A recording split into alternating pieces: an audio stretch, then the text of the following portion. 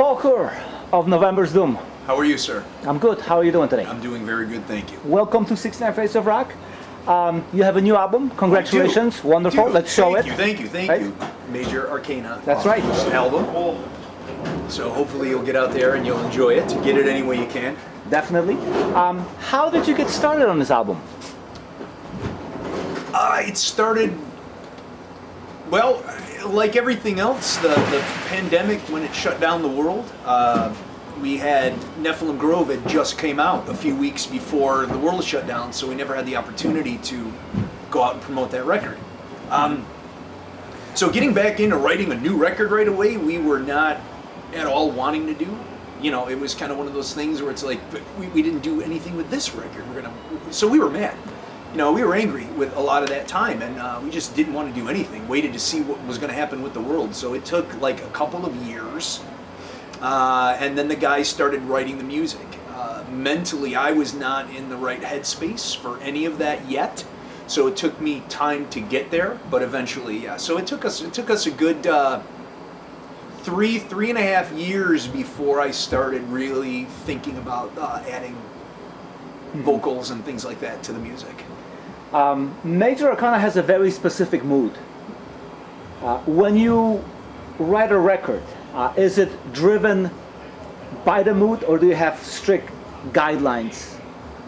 Yeah, there are no guidelines. We don't follow any other than, you know, we know what November's Doom should sound like, and we know what we can add and what we can get away with sounding like us. So we all do definitely take chances and try things, but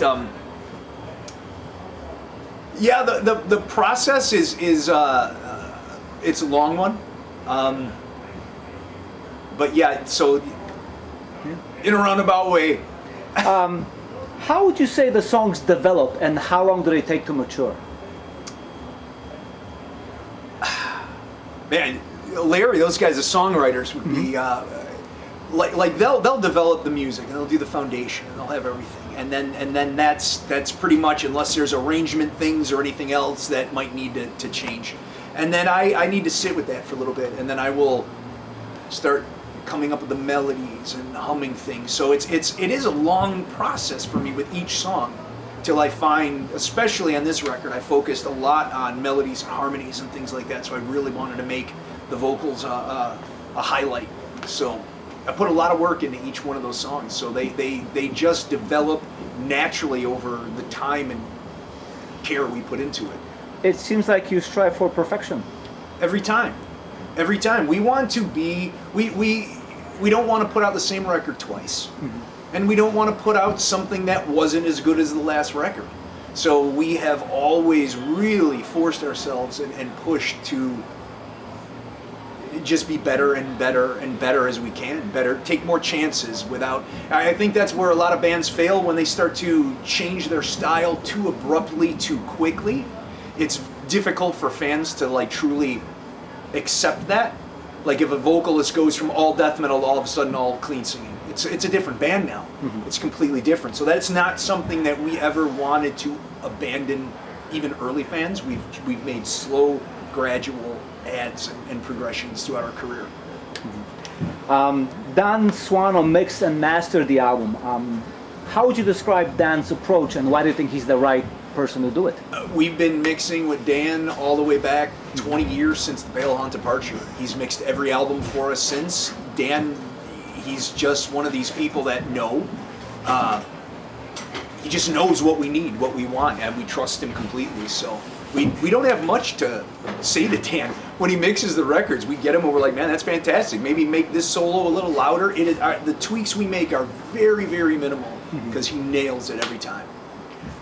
Let's talk about the songs. So I'm gonna name some songs from the new album, and you're gonna tell me what the song is and anything that you can think of. The album opens up with June. June is a personal song lyrically for me and my guitar player Larry. I wrote that for the two of us. It's a personal song. We don't like June.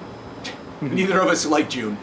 For many reasons, so I'll leave it at that. So I'm going to stop you here for a second, because lyrically I felt the album comes across very reflective. How much of your personal life were you able to capture within those words? This entire album is my battle with mental health. I combine my struggles with tarot, and we kind of like blended. My wife came up with the idea, and I was like, "That's brilliant," because I was telling her the songs and what they were about. So she started saying, "Oh, that sounds like this card, and this sounds like," I'm like, "Interesting." So we drew connections to everything, and then I just kind of went with it from there. So yeah, I mean, this album is the most personal one I've ever written. It was the hardest one I've ever written. So yeah, it's definitely, it is about reflection and more. So let's get back to the songs. Major Arcana is the next song. That is pretty much if there was one song on the album that was the overall of the story, that has a little bit of all of it in there. That's kind of the overview of the album, I guess, if you look at it that way, that song to me. It's not about one thing specifically, it's about many things that make one thing, if that makes sense. Heaviness.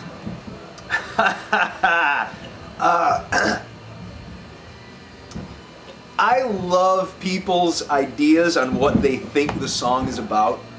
I'm not going to talk about this one yet. I'm going to let this one go. And what are some ideas you've heard so far? Oh, I've heard it's demonic. I've heard it's about a serial killer. I've heard, and I know the video and everything. I mean, I've heard that. Oh God, there was another good one. Oh, I mean, ravenous could be one of the mental illnesses. It could be anxiety is ravenous. It could be that I'm calling that the actual monster. You just don't know. So yeah, that's that's a good one. Mercy. Probably the most emotional and important song I've ever written. My wife, I met her too late in life, and we have an age gap, the difference. So I'm 16 years older than my wife, and I started really contemplating my mortality and what that meant, and I'm gonna go a lot sooner than her, you know what I mean? And all of this stuff really started to weigh heavy on my brain, especially during a time when I was mentally breaking down constantly. So yeah, that one to me is my absolute fear of leaving my family behind.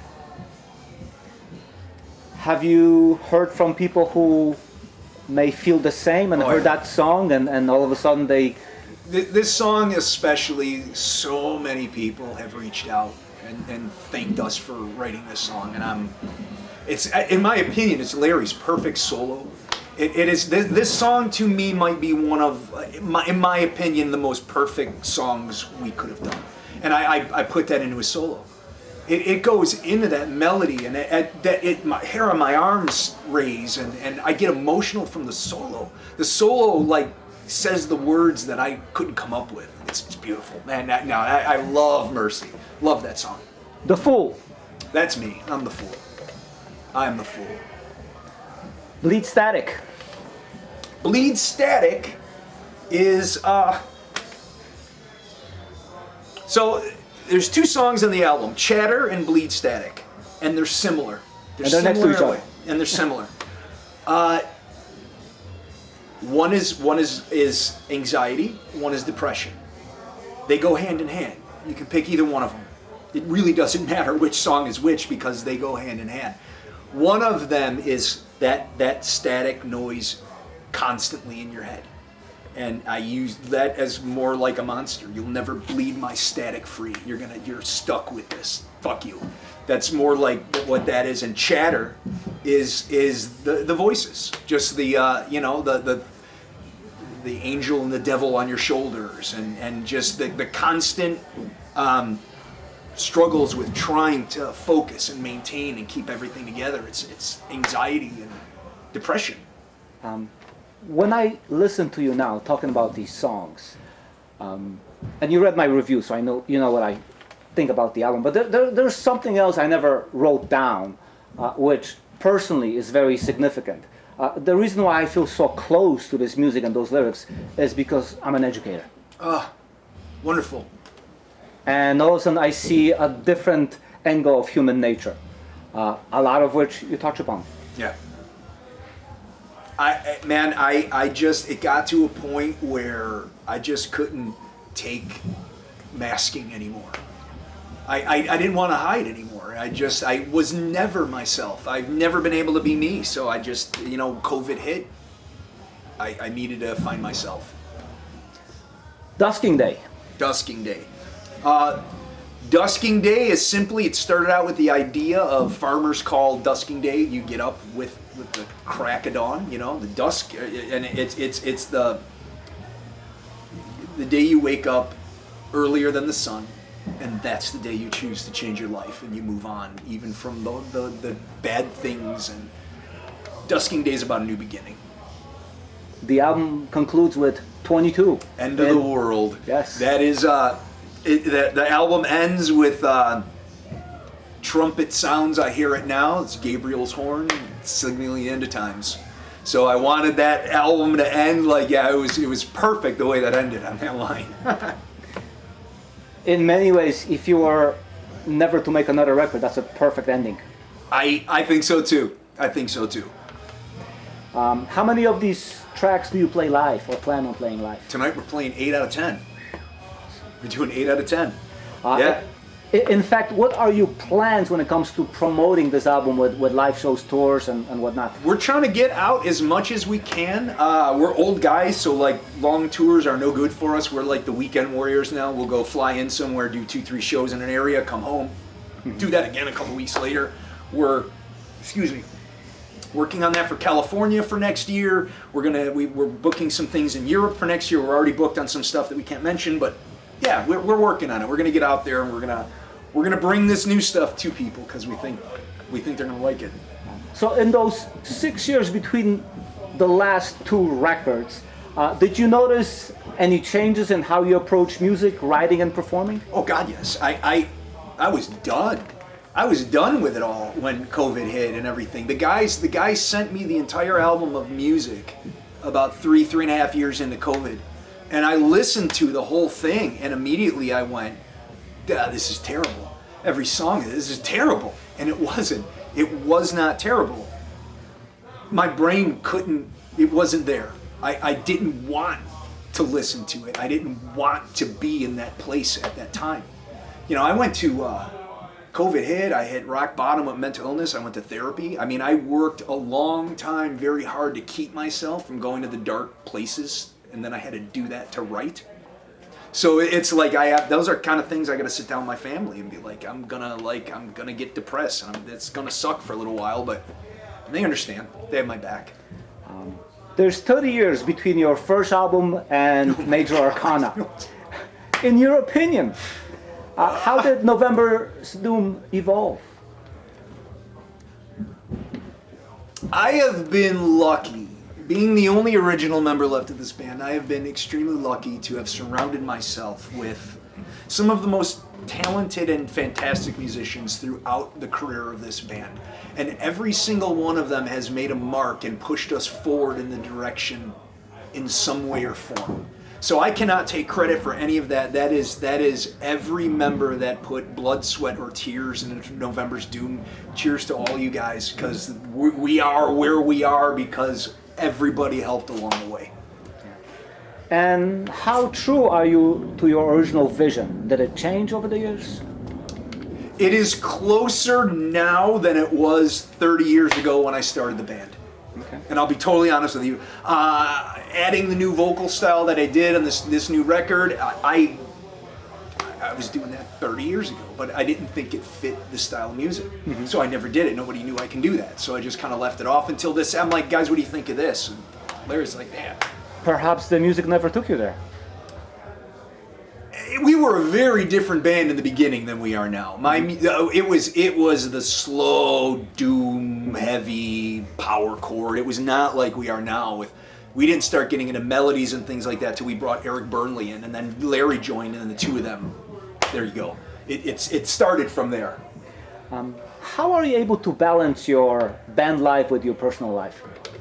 We're not a touring band. We're not a band that goes out all that time, so it's manageable in that way. Absolutely. We do this, it's a passion. We love this. So we make the time and we sacrifice for it. And speaking of passions, have you developed any other passions along the way? I am a proud member of the 501st Legion, Midwest Garrison.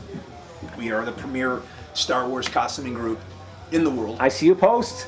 And they're awesome. I dress up as the Mandalorian and stormtroopers and scout troopers and all kinds of stuff. My wife's in it too. She's Bo-Katan and a Jawa, and we go to children's hospitals and charities and to be able to go to the Ronald McDonald House or a children's hospital where a child is just, and then you are able to make them laugh and smile, and you take them out of that hell, even for 5 minutes. There is nothing on this earth that I have ever done that is more rewarding than that. And I know that feeling. Man, I will do that. I will do that until the day I die, because that's the most rewarding thing I've done. Speaking of rewarding, so finally, what would you say is the most rewarding aspect of November's Doom for you? The fans, man. I am lucky that I have been able to do this for as long as I have, because we have people that support us and love what we do. If we didn't have that, we couldn't do anything. That's why I can't understand some of these bands that charge people for autographs and meet and greets. Man, fuck you if you do that. That's awful. Shame on you. We will never do that. We will never, ever, ever charge you for anything like that. That's ridiculous, because without those people, we not be sitting here doing this. You know what I mean? So, no, that's important. It's definitely important to us. Thank you. You're very welcome. These are the guys you need to talk to about the songwriting.